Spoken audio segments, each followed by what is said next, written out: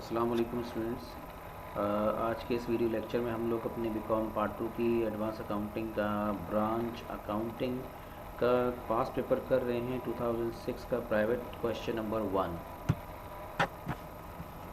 इसमें लिखा हुआ है कि auto parts company operate several sales and services outlets यानी branches throughout the Karachi. Auto parts company है, कोई नाम से आपको अवेयर हो जाना चाहिए।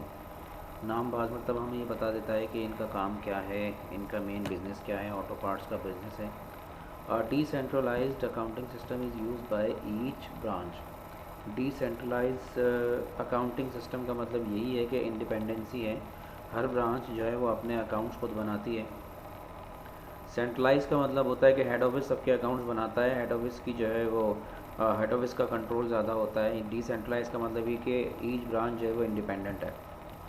At the end of the November 2006, the following reciprocal accounts appears in the accounting record of the Hedri branch and the head office। यानी कि यहाँ पर सिस्टम जो आ रहा है क्वेश्चन में वो आ रहा है, एक अदद ब्रांच है जिसका नाम है हैदरी ब्रांच और हेड ऑफिस है। ब्रांच का रिकॉर्ड, ब्रांच के रिकॉर्ड का मतलब क्या है कि ब्रांच कह रही है कि हेड ऑफिस को हमने देना कितना है, क्रेडिट बैलेंस है बिकॉज इट्स अ लाइबिलिटी 17970। ठीक है, यानी ब्रांच कह रही है कि हेड ऑफिस को हमने देना है, पेबल है 17970। और हेड ऑफिस का रिकॉर्ड शो कर रहा है कि हैदरी ब्रांच से जो लेना है डेबिट बैलेंस है, एसेट का बैलेंस है 17210 का है। अब आप देख सकते हैं कि दोनों बैलेंसेस जो हैं वो अनइक्वल हैं। इसी के बारे में आगे कहा गया, the reason for the discrepancy in the amount shown in the two account is that, यानी इन दोनों के अनइक्वल होने का रीज़न कुछ यूँ है कि the branch net income for नवंबर की जो नेट इनकम थी ब्रांच की, ठीक है, नवंबर की जो इनकम थी रुपीज़ 1800 थी। ठीक है, and a cash deposit made by the branch to the head office, to the account of the head office 1040 have not been recorded by the head office।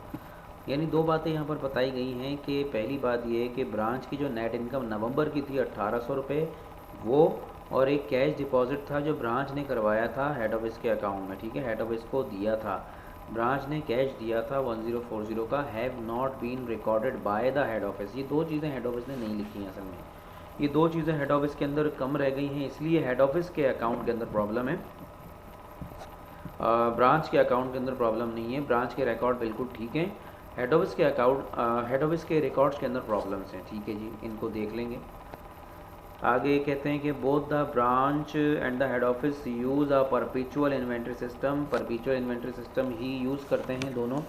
अगर हम बात करें कि हमने जितने भी क्वेश्चन ब्रांच के किए हैं उनके अंदर अगर देखा जाए तो हम लोगों ने मर्चेंडाइज़ को जब भी हेड ऑफिस ने भेजा है तो हमने ब्रांच के अंदर भी मर्चेंडाइज इन्वेंट्री का नाम दिया है और हेड ऑफिस के अंदर भी मर्चेंडाइज इन्वेंट्री का नाम दिया है। तो ये मर्चेंडाइज इन्वेंट्री का नाम लिखना ही असल में परपेचुअल सिस्टम ही तो कहलाता है।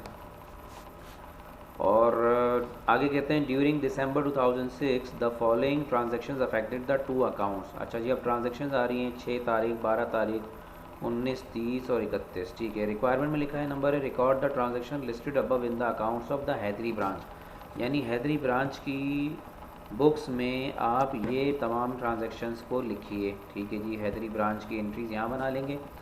नंबर बी में कहते हैं record the two transaction relating to the month of November. नवंबर की जो दो ट्रांजैक्शन थी जो अभी ऊपर बताया गया जिनकी वजह से हेड ऑफिस का अकाउंट और ब्रांच का अकाउंट बराबर नहीं आ रहा, वो दो ट्रांजैक्शन भी लिखो। And all transactions for December in the accounts of the head office.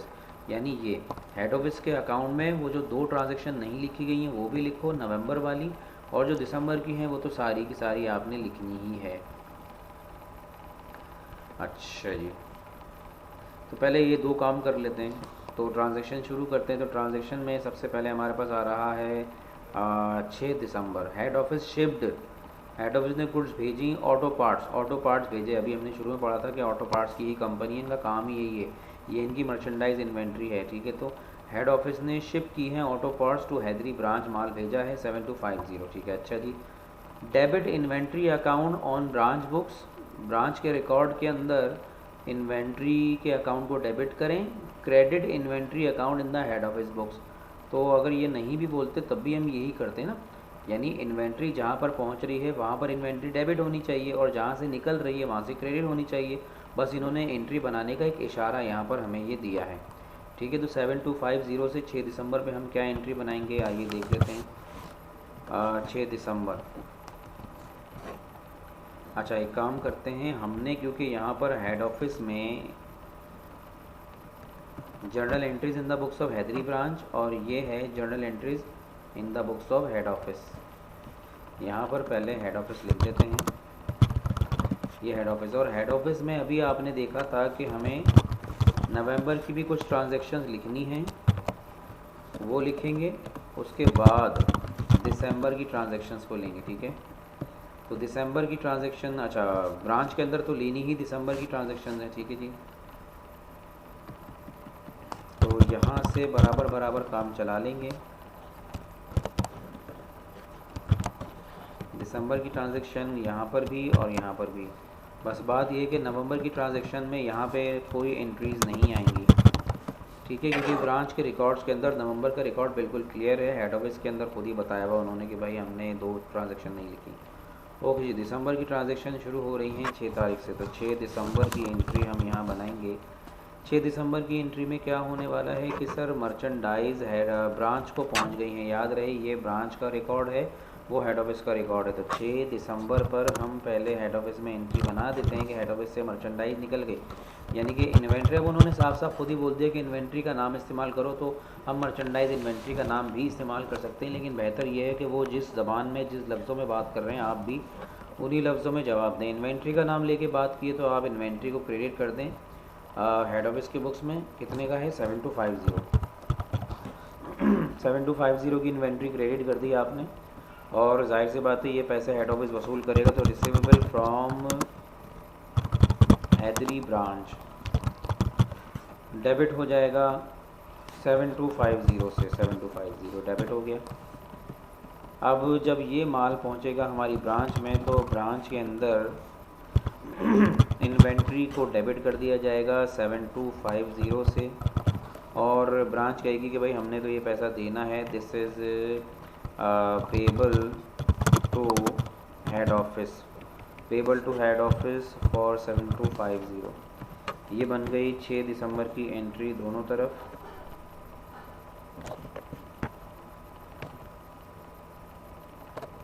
अच्छा जी, अब उसके बाद 6 दिसंबर के बाद है 12 दिसंबर। Branch transferred 4950 rupees from its bank account to the bank account of the head office, यानी अपने बैंक अकाउंट से ब्रांच ने हेड ऑफिस के बैंक अकाउंट में 4950 पैसे ट्रांसफ़र कर दिए हैं 12 दिसंबर पे। ठीक है जी, 12 दिसंबर की ट्रांजैक्शन यहाँ भी आएगी और 12 दिसंबर की ट्रांजैक्शन यहाँ भी आएगी। ठीक है जी, तो पैसा ब्रांच से निकला है, तो ब्रांच से पैसा निकालने के लिए हम ब्रांच के बैंक अकाउंट से पैसा निकालेंगे, तो बैंक हो जाएगा यहाँ से क्रेडिट, और अमाउंट है 4950। और ब्रांच ने पैसा दिया है तो अपनी लायबिलिटी कम कर लेगी भाई, पेएबल टू हेड ऑफिस 4950। उसके बाद ये पैसा हेड ऑफिस के बैंक में पहुंचा है, तो बैंक वहाँ पर डेबिट हो जाएगा 4950, और वो रिसीवेबल को कम कर देंगे, रिसीवेबल फ्रॉम हैदरी ब्रांच 4950 से क्रेडिट कर देंगे। ये बन गई हमारी सेकंड ट्रांजैक्शन। 12 दिसंबर के बाद 19 दिसंबर आ रही है।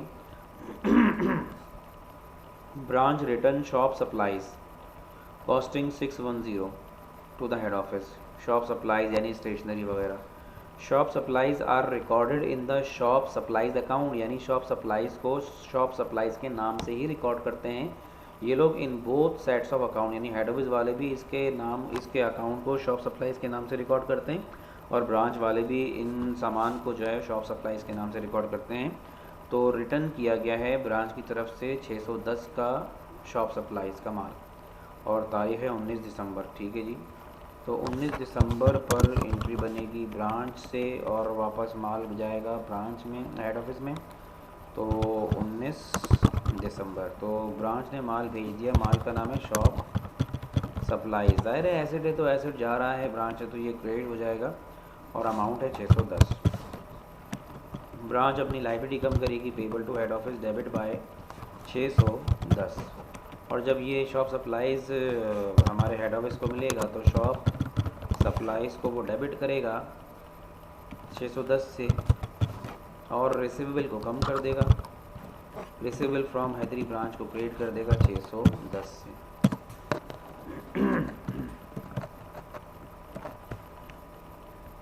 19 दिसंबर भी हो गया। 19 के बाद है 30 दिसंबर। Head office notified branch that operating expenses 1100 which had been recorded in the accounts of the head office. Head office ने ये नोटिफाई कर दिया, नोटिस भेजा है, बताया है ब्रांच को कि भाई 1100 रुपये के ऑपरेटिंग एक्सपेंसेस हैं जो कि हमारे हेड ऑफिस में रिकॉर्ड हो गए थे in the operating expenses account were chargeable to Haidari branch. असल में वो किसके खाते के थे, वो किसका ख़र्चा था, वो हमारे हैदरी ब्रांच का ख़र्चा था, लेकिन वो गलती से हमारे हेड ऑफिस के अंदर रिकॉर्ड हो गए थे। अच्छा जी, तो हेड ऑफिस के अंदर गलती से रिकॉर्ड हो गए थे तो हेड ऑफिस के अंदर से उन ख़र्चों को हटाना पड़ेगा। और तारीख़ 30 दिसंबर हेड ऑफिस ने उन ख़र्चों को ऑपरेटिंग एक्सपेंस के अंदर अपने पास लिख लिया था। तो हेड ऑफिस ने अपने ख़र्चे जब लिखे होंगे तो उनको डेबिट किया होगा, हमें उनको कम करना पड़ेगा। ठीक है, तो हेड ऑफिस अपने ऑपरेटिंग एक्सपेंसेस को कम करेगा और कम करेगा 1100 रुपये से, और इसका पैसा वसूल करेगा रिसीवेबल फ्रॉम हैदरी ब्रांच। तो ये 1100 वो वसूल करेगा हैदरी ब्रांच से। और हैदरी ब्रांच की जहाँ तक बात है तो हैदरी ब्रांच कहेगी ठीक है सर, आप कह रहे हैं तो हम मान लेते हैं, ये हमारा ख़र्चा है तो ख़र्चा इनका है, तो इनके पास लिखा जाएगा ऑपरेटिंग एक्सपेंस के नाम से। ऑपरेटिंग एक्सपेंस के नाम से 1100 यहाँ पे लिखा जाएगा और उसकी पेमेंट क्योंकि हमारा हेड ऑफिस ऑलरेडी कर चुका है तो अब इन्होंने पे करने हैं payable to head office. Branch कहेगी कि हमने पे करने 1100 हेड ऑफिस को। तो ये हमारी एंट्री पास हो गई है दोनों साइड पर और इसको हम लगा देते हैं अंडरलाइन। 30 दिसंबर के बाद 31 December the income summary account in the accounts of the branch a debit balance of 590। Income summary account यानी वो एक्सपेंस एंड रेवेन्यू समरी का दूसरा नाम है 590, 590 रुपये का डेबिट बैलेंस शो हो रहा है। अब आप लोग जानते हैं अच्छे तरीके से कि इनकम समरी अकाउंट में अगर क्रेडिट बैलेंस होता है तो वो क्या होता है, वो नेट प्रॉफिट होता है, और अगर डेबिट बैलेंस होता है तो वो लॉस होता है। तो इसका मतलब ये हुआ कि ब्रांच जो है हैदरी ब्रांच 590 का डेबिट बैलेंस शो कर रही है यानी लॉस शो कर रही है। तो आप यहाँ पर क्या एंट्री बनाएंगे 31 नंबर पे? लॉस शो करने से, लॉस रिपोर्ट करने से इनकी लायबिलिटी कम हो जाती है ब्रांच की, तो पेबल टू हेड ऑफिस को डेबिट करेंगे ये और 590 से। और जो डेबिट बैलेंस है एक्सपेंस एंड रेवेन्यू में इनकम समरी में, तो इनकम समरी के अकाउंट को डेबिट से हटाने के लिए वो क्या कर देंगे, क्रेडिट कर देंगे। ठीक है जी। और जब ये 31 दिसंबर के लॉस को हमारा हेड ऑफिस रिकॉर्ड करेगा, हेड ऑफिस बोलेगा हाँ भाई अब हम तुमसे ये पैसा नहीं लेंगे, तो वो रिकॉर्ड वो अपने रिसीवेबल को कम कर देगा कि हमने ब्रांच से कम लेना है पैसा। रिसीवेबल फ्रॉम हैदरी ब्रांच वो कर देंगे 590 से क्रेडिट और डेबिट कर देंगे अपना प्रॉफिट एंड लॉस अकाउंट, जिसमें उन्होंने डेबिट करके ये बता दिया कि भाई हमने ये नुकसान रिकॉर्ड कर लिया अपने पास। तो ये तमाम एंट्रीज़ हमारी दिसंबर के महीने की बन गई हैं दोनों सेट्स में। अच्छा जी, तो अगर हम देखें तो हमने रिक्वायरमेंट नंबर ए कर ली है कि हैदरी ब्रांच की ट्रांजैक्शन लिख दी गई हैं। बी रिक्वायरमेंट में थोड़ा सा अधूरा काम रह गया है, दिसंबर का काम तो हो गया है, बस नवंबर का काम रह गया है। तो अब आइए नवंबर की ट्रांजैक्शन जो थी यहाँ पर वो क्या थी? The reason for the discrepancy in the amount shown the two account is that the branch net income for November, branch की नेट इनकम थी 1800, वो नहीं लिखी हेड ऑफिस ने, ब्रांच की नेट इनकम नहीं लिखी। अच्छा जी, ब्रांच की नेट इनकम नहीं लिखी तो क्या करें सर? अब लिखना पड़ेगा नेट इनकम, यानी कि इनकम है ब्रांच की तो रिसीवेबल बढ़ाना पड़ेगा हेड ऑफिस को। तो receivable from Hydari branch debit करेंगे हमारे हेड ऑफिस साहब जो हैं कितने से, 1800 रुपये से, 1800 डेबिट करेंगे और अपने प्रॉफिट एंड लॉस अकाउंट में इस इनकम को लिख देंगे, profit and loss account credit by 1800। ठीक है जी, ये चीज़ नहीं लिखी गई थी हमारे हेड ऑफिस के अंदर तो अब ये लिख दी गई है पहली चीज़। दूसरी चीज़ क्या थी? Cash deposit made by the branch to the account of the head office 1040, cash deposit यानी कि कैश भेजा था हमारे ब्रांच ने, लेकिन वो भी हमने नहीं लिखा, तो कैश भेजा तो कैश डेबिट, कैश को आप लिख लेते हैं 1040 से। कैश भेजा है ब्रांच ने, तो अब ब्रांच का रिसीवल ख़त्म करते हैं, रिसीवल फ्रॉम हैदरी ब्रांच, इसको 1040 से क्रेडिट कर दिया। तो क्रेडिट कर दिया तो यहाँ तक हमारी ये जो दो ट्रांजेक्शन्स आ गई हैं, ये वाली आ गई हमारी नवंबर के महीने की और ये वाली आ गई हमारे दिसंबर के महीने की। ठीक है जी, यहाँ तक हमने ए और बी का काम कर लिया है। अब सी में कहते हैं determine the balances in the head office account and Hyderi branch account, यानी वही टी अकाउंट मांग रहे हैं, यानी कि बुक्स ऑफ हेड ऑफिस में जो हैदरी ब्रांच का टी अकाउंट बनेगा और बुक्स ऑफ ब्रांच में जो हेड ऑफिस का टी अकाउंट बनेगा, उनके बैलेंसेस मांग रहे हैं। वो टी अकाउंट आप लोग बना लेंगे। इससे पिछले 2006 का जो रेगुलर क्वेश्चन था उसके अंदर भी टी अकाउंट बनाकर दिखाया था। अब आप लोग वो टी अकाउंट खुद बना लीजिएगा। तो यहाँ तक हमने इसकी जर्नल एंट्रीज़ बना ली हैं, इसको अच्छी तरीके से देख लीजिए। इंशाल्लाह नेक्स्ट वीडियो में मुलाकात होगी। टिल देन अल्लाह हाफिज़।